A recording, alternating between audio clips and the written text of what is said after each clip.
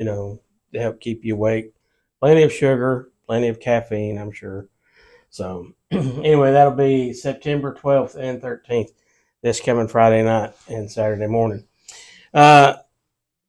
Coming soon, the cookout and bonfire, that'll be at my house, and I'm still up in the air on whether to go ahead and still have it on the 11th, which is the pancake breakfast, or move it to the 18th, the week after. I don't know.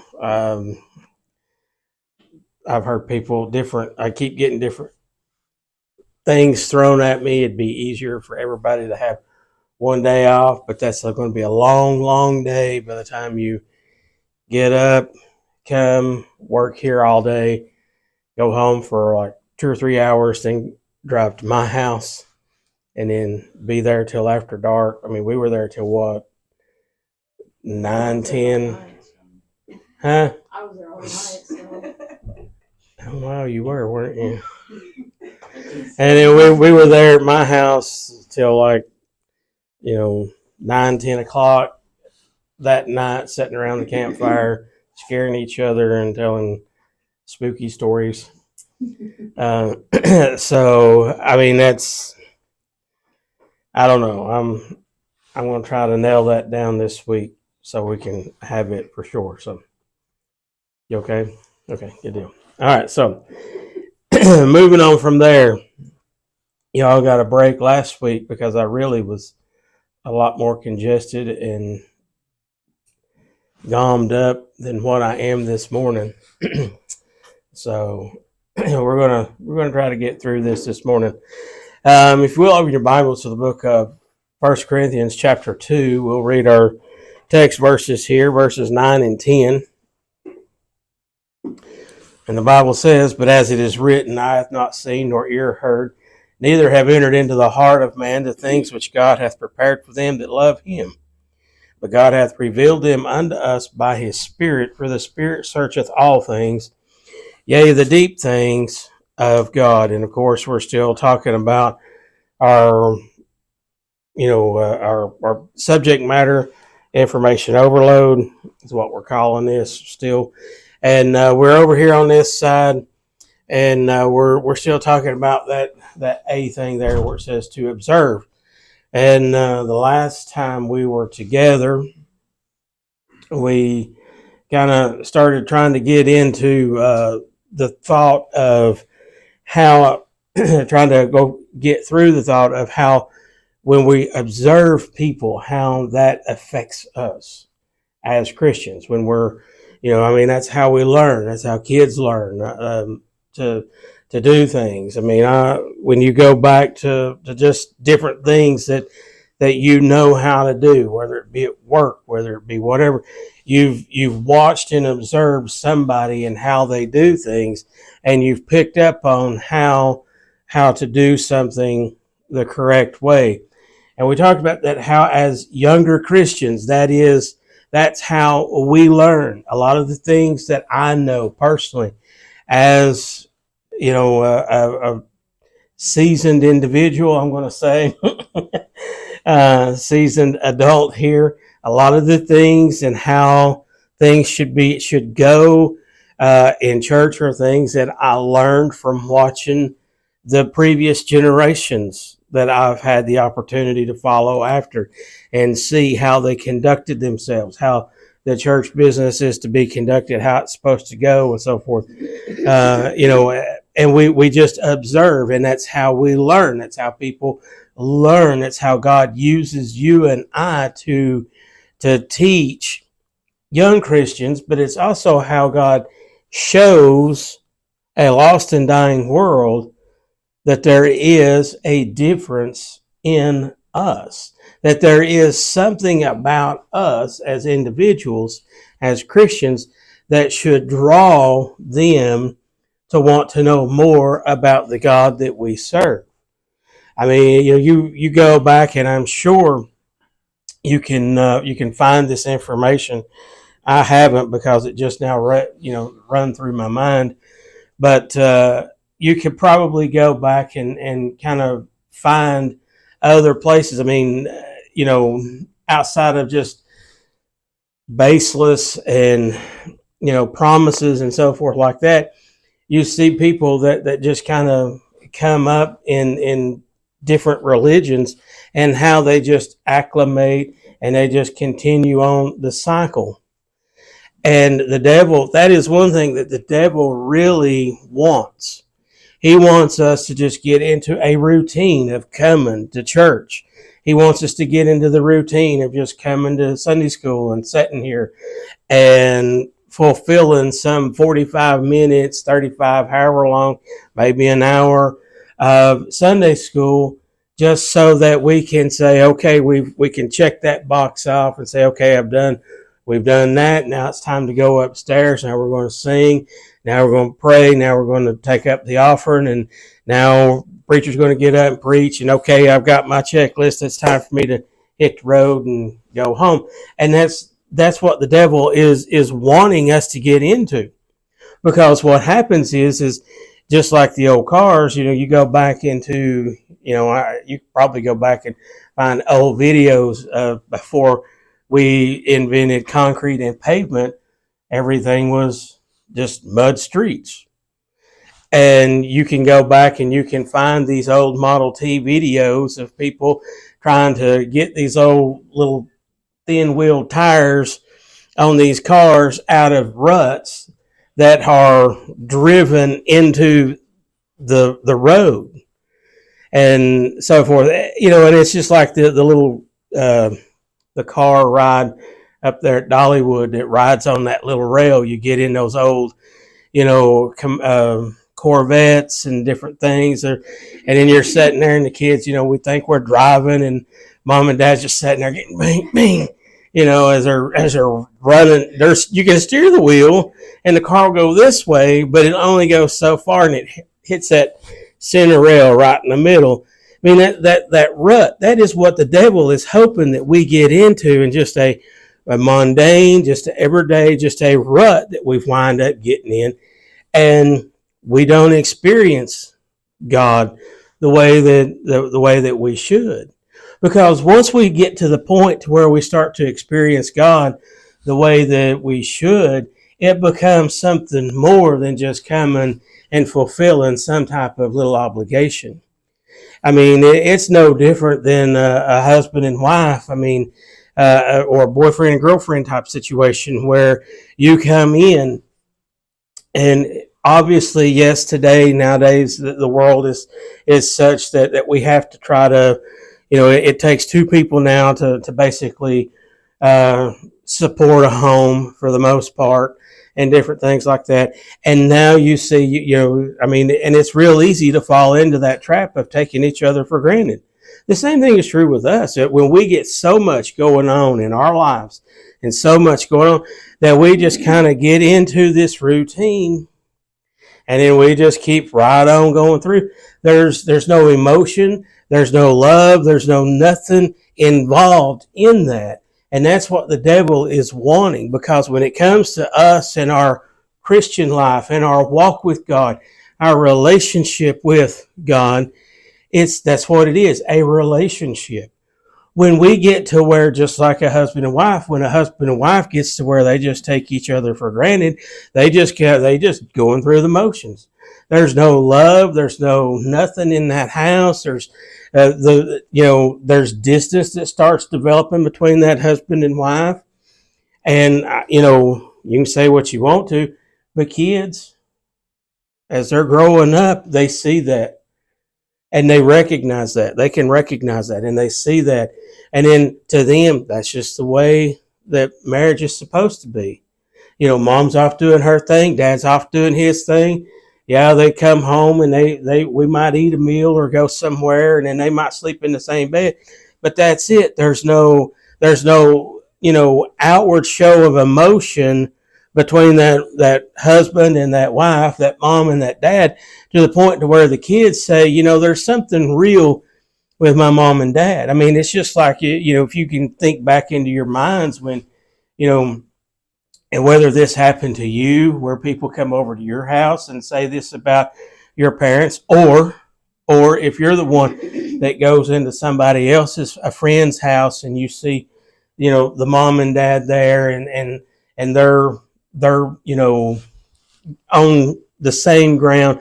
They're right there together. They're talking, they're communing, they're laughing, joking, cutting up, and everything else. And they're involved in their children's lives, and showing that outward show of emotion and so forth. And so that when you come into that, as if you're on the outside, you're coming in, and your friend has that, you walk away going, "Man, I wished I had that at my house." Or if you're the one that has that and you're taking that for granted, and a friend comes over or came over and said, "Man, you've got the best parents in the world," and you're thinking, "What? You're crazy." It's because you don't see that somebody else sees. And that's what happens with it. That's what happens when the world is seeing that love that we have for our Savior that is coming through and coming out in our life. Then that is what draws them to want what we have. I mean, if I come in here and I'm outside of just having a flashy new car, but if I come in here and then I just, and that's all I talk about is my car and my car, eventually it's going to cause some other individual to want, I want a car like that, and then they go at, that's the same way it is with God. When we're talking about our relationship with God, it should draw people to want that same type of relationship. And if they don't know God, it should draw them to want to be saved. And that's why God uses us to speak to other people, whether we realize it or not, just by the way that we conduct ourselves. I've told this story, plenty of times, that a youth minister that I had back in high school, how, he used to live down in Florida and lives back in Florida now. But at the time he was down there and he had been mowing, and and right down the street was a little, convenience store that he had walked down to. Now he'd been out mowing. Now, if you know anything about Florida, it's hot, it's humid, especially in the summertime. So here he is. He must have not had anything cold at home that he wanted to drink, or didn't have anything cold. I don't know.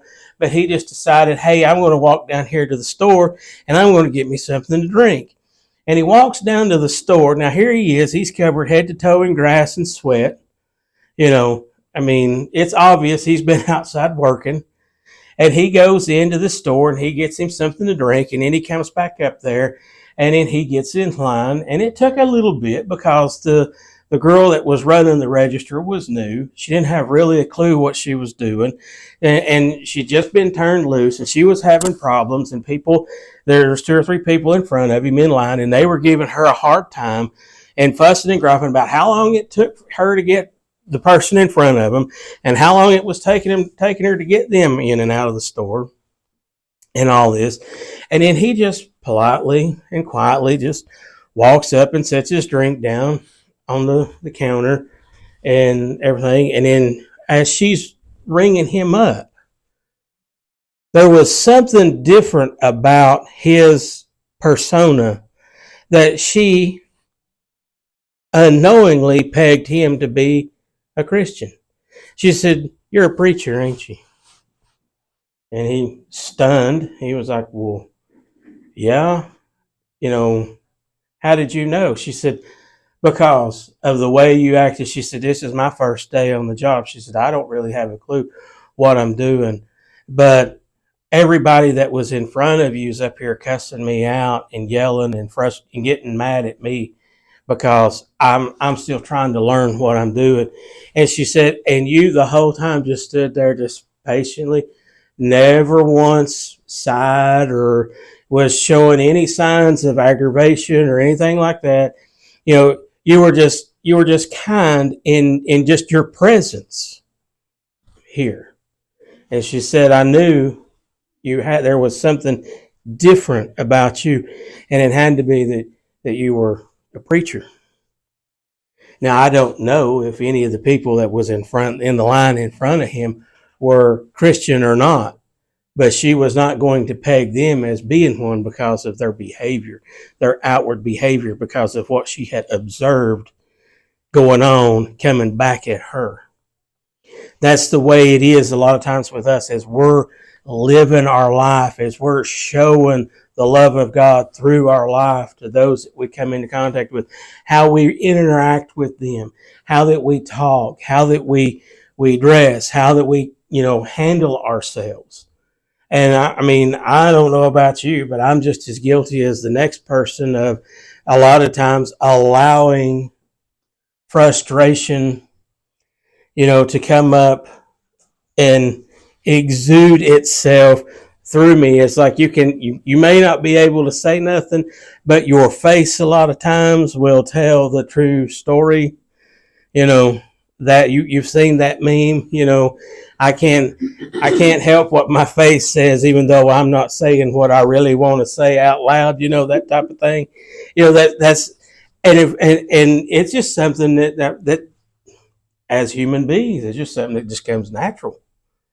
I don't have to go out of my way to put on an angry face or allow frustration to show in my countenance. Why? Because it's already there. It's a part of me. It's just coming out. And it's up to me to be able to hold that and to suppress that and to keep that from coming out. I mean, that's what I have to do. And I fail miserably all the time. I'm not making excuses because I'm telling you right now, that's a problem that I have to try to work on. It's just the way it is. For 28 years plus, Lori over here gets mad at me almost at least once or twice a week. At least. Maybe more. Because just in natural conversation, sometimes what I'm saying or a story that I'm telling, I get a little animated, maybe. The tone of my voice might just turn just a little bit. There's nothing inside of me that is pushing that out. I mean, maybe in the moment when I'm retelling this story, yeah, and then that may come back up, and a little bit of that emotion starts to come out, or I'll be in a conversation and say something, and I'm not intending for it to be, but the tone of my voice comes across to her as being crass or, hateful or something like that. That's just, unfortunately, that's just the way. I'm not intending for that to happen. I mean, that's just the way it is, unfortunately. And I've told her, and she gets mad at me, and I've told her, I said, honey, we've had this conversation before. I am not intending for that to be that way. It just comes out, well, then you need to do a better job.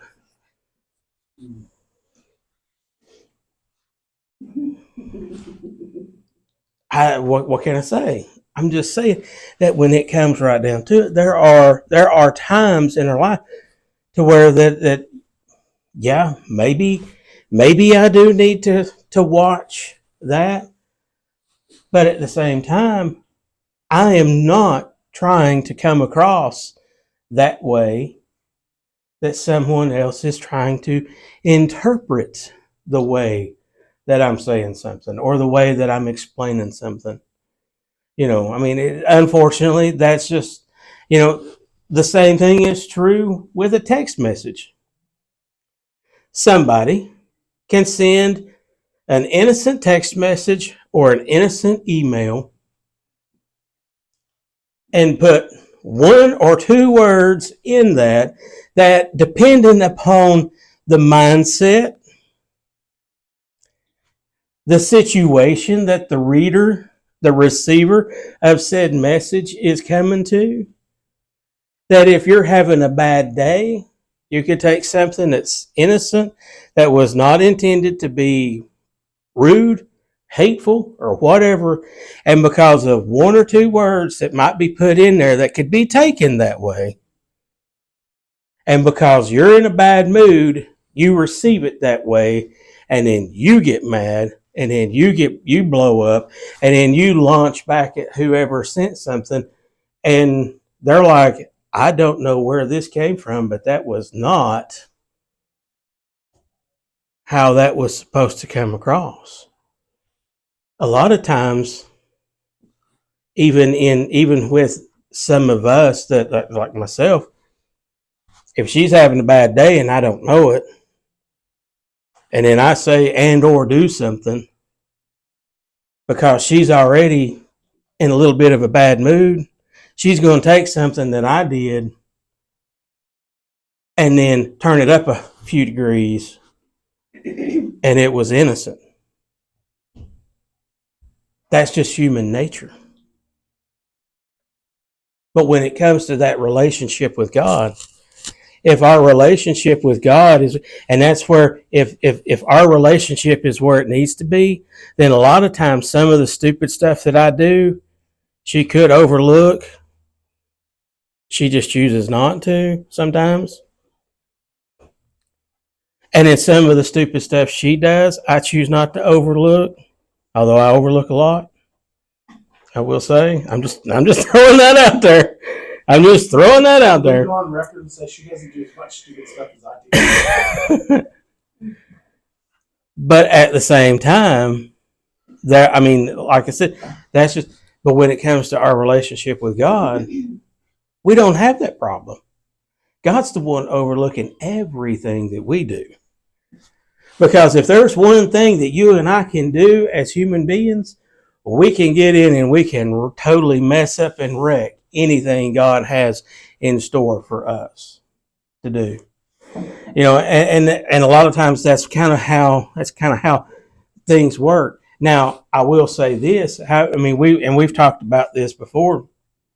When it comes to being fake, there's a lot of fake worship going on out there today. There's a lot of people that's going to church right now. They're in a place or they're getting ready to leave and go to a place that's not going to have Sunday school. It's going to have one Sunday morning service at 11 o'clock. And that's it. That's all the God they need for the week. For 1 hour. And by 12 o'clock, they're out and they're headed to Texas Roadhouse, Aubrey's, or wherever else that they're going to go that day for lunch, the Mexican restaurant, whatever that's open. And, that's it. And they're going to go, and it's going to be just this hoopla, and they're going to get up, and somebody's going to give up and give them just a 10-minute pep talk after they sing for 45, 50 minutes, give a 10-minute pep talk and send them out the door, and they're going to think that they've really worshiped God that day. And God wasn't nowhere near that place. Just the same as there's going to be a lot of people get up and go to a good Baptist church, and they're going to come in, they're going to sit through Sunday school, and they're going to get up and they're going to go upstairs, and they're going to sit through a congregation, the offering, the choir, the special, and then the preacher. And they're going to get up and they're going to walk right out the back door, never experiencing God, because even in that church, there was a lot of fake worship going on because there was a lot of people that just didn't come ready, prepared, and focused. And it doesn't matter the setting. What it matters is on us individually. That's where the power of God comes in. If we come ready to worship God and not just to come and sit through a service and say and do our little check boxes and get up and go, okay, God, I did my part. That's up to you to do your part. See, bro, I'm out of here. And then we go right out the door and then come back next Sunday morning for the same thing. There's a lot of fake worship going on. The Bible has quite a bit to say about fake worship. If you have your Bibles, turn over to Luke chapter number 9, verse number 61 and 62. And in verse number 61 says, and another also said, Lord, I will follow thee, but let me first go bid them farewell, meaning his family, which are at home at my house. And Jesus said unto him, no man having put his hand to the plow and looking back is fit for the kingdom of God. People are looking today for something real. And actually, they always have. But when they hear us talk about God, yet never see us living for God, they determine they are really no better off than you and I are, and that there's no reason for them to want to give their life to Christ. That's a hard thing. When we are more invested in what God has for us, okay, individually and as a church, when we as a church are more interested in what God has in store for us in our walk with Him, then a lot of the silly little things that the devil will throw up in our walk with God to try to divert us off of the direction that God has. Oh, it got dark in here. For us in our life, then we're headed in the right direction with God. When we don't allow these little things to come up, and there's a lot of little things just like that with the husband and wife, like me and Lori, when I was, aggravating her and talking about us a little bit there and some of the things that I do. If there's real love between me and her, then she's not going to want a divorce, because even after 28 years, she still interprets the tone of my voice to mean that I'm mad at her or something, or she takes it wrong. There's enough love there to where she can say, okay, yes, I don't like this. I don't appreciate that. And we're going to talk about it and everything, but it's not enough to send her down to somewhere on Gay Street looking for a high-priced lawyer to want to divorce me over. Just the same as when those little rubs come up in our church life and in our walk with God, with those that we go to church with and everything, when those little rubs come up every now and again, we're not ready to just pack our bags up and go right down the road looking for another church to go get involved in, that because somebody hurt my feelings. Guess what? When you get to that church, eventually somebody's going to hurt your feelings. And you can go down to the next church, the next church, and next. And the problem is not going to be said church. A lot of times the problem is said us, because our relationship with God is not how it needs to be. And therefore, we're not walking with Him. We're like this guy here that Christ said, no man is having his hand to the plow. Now, what does that mean? That means you've joined the church. You've already took your hand to the plow, and you're going to work. You're there. You're going to be there. You're going to do what you need to do in that church. And then somebody says something that might hurt your feelings, and now you're taking your eyes off of the task that God has given you at hand, and now you start looking for the church down the road. If you ain't fit to do the job at this church, you're not going to be fit to do the job down at that next church or whatever. If you're not fit to be in that marriage with somebody because they hurt your feelings over something, because you're more interested in a feeling instead of getting in there and working. And a marriage is a work. You got to work at that marriage. It just is. There's a lot of give and take in a marriage. There's a lot of give and take in the church. There's a lot of give and take. Well, there's a lot of more giving in our lives, in our relationship with God, than we'll ever take from Him. we always need to be giving more of our life to Him in our Christian walk.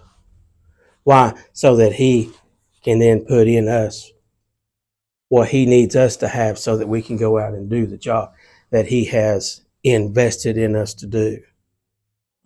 And all of this is done through observation. People watch, people see. When we're doing what we need to be doing for the cause of Christ, it speaks to others,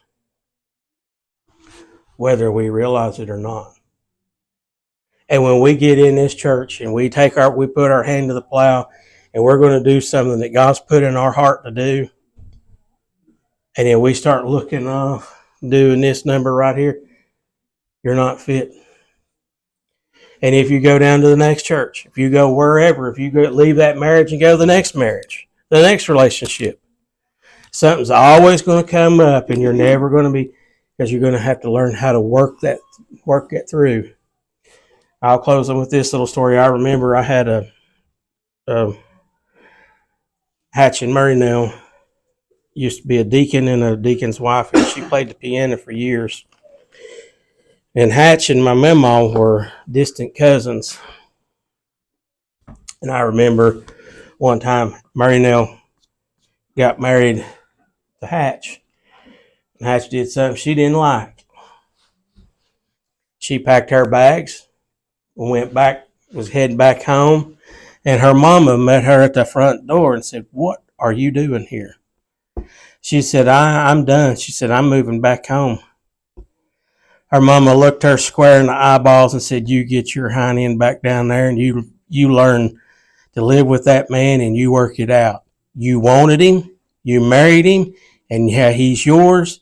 You learn how to live with him." Mary turned around and walked back down there, and they were married for almost 60 years. It's not always going to be easy. The Christian life is not always going to be easy. But I'm going to tell you that when it comes to that relationship with God, that marriage is not going to be easy. But if God is where He needs to be in that marriage, then God can help keep that marriage together. When our relationship with the church and our relationship is where it needs to be with Him, then the time that we spend in church is going to have meaning to it.